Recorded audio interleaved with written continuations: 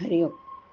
आज शनिवार 10 जानेवारी 2026. सद्गुरू ब्रह्मचैतन्य गोंदवलेकर महाराज आपल्याला सांगणार आहेत की नाम हेच प्रपंच सुखी करण्याचे साधन. ऐकूया. संसारातील सार आपला करावा रघुवीर, कली अत्यंत मातला, नीती कर्तव्याचा विसर पडला. अनाचार होत असे फार, आता नाही रामा वाचून तुझ्या ठाव. चोराने घरफोड केले, मग जागृतीचे कारण नाही उरलं. म्हणून असावी सावधान वृत्ती, अखंड राखावी भगवंताची स्मृती. भगवंतासी अनन्य होता, दुःखाची नाही तेथे वार्ता. अभिमान वृत्ती सोडावी बरी, त्यास घडे रामसेवा खरी. सरे मीपणाची उरी, ब्रह्मरूप दिसे चराचरी. म्हणून ज्याने जन्माला घातले, ज्याने आज रक्षण केले, तो माझा धनी हे ठेवून चित्ती, भावे भजावा रघुपती. रामाचे भावे आपण, राम जोडावा आपण, हेच जन्माचे प्रपंचाचं मुख्य कारण. म्हणून रामाविण न माने कोणीत राहता, धन्य त्याची माता पिता. प्रपंच तसा परमात्म्या वाचून, हे जसे अलंकार सौभाग्य वाचून. अलंकार सर्व घातले, पण सौभाग्य तिलक न लावले. तैसे रामाविण राहणे आहे खरे. अहिक आणि पारमार्थिक न जाणवे काहून एक परते.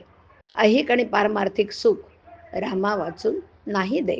म्हणून शुद्ध असावे आचरण, तसेच असावे अंतःकरण. त्यात भगवंताचं स्मरण, हेच प्रपंच सुखी करण्याचं साधन. रामावर ठेवावा विश्वास, हेच परमार्थाचे भांडवल खास. अहिक वागण्यात रामाचं स्मरण, हीच परमार्थाची खरी शिकवण.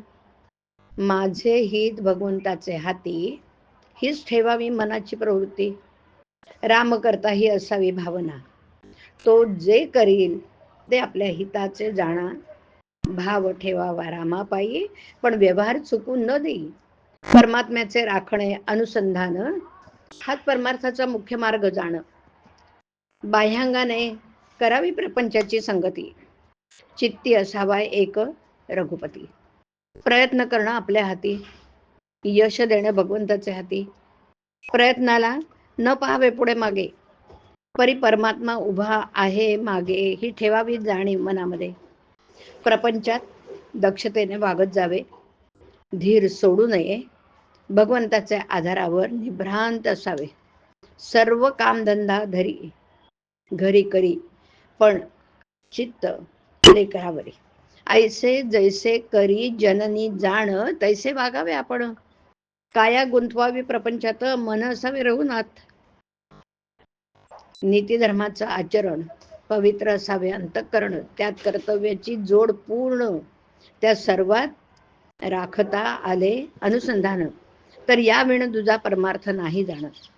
व्यवहार उत्तम प्रकारे केला, पण परमात्मा विसरला. तो व्यवहार दुःखच देता झाला. असावी सावधान वृत्ती, अखंड राखावी भगवंताची स्मृती. हरिओम. हरिओम तत्सत. हरिओम.